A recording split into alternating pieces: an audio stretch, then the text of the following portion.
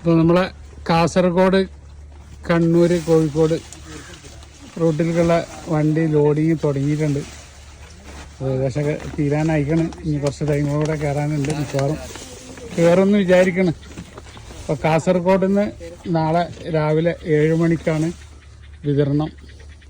നമ്മളെ ബറാബ ആണ്, ബക്കൂബറി ഫുള്ള് ഫ്രൂട്ടായ തൈകളാണ്. അപ്പോൾ ഏകദേശമൊക്കെ ലോഡായി. മിക്കവാറും ലോഡ് കയറും എന്നുള്ളൊരു കുറച്ച് സ്ഥലം കൂടെ ഉള്ളു.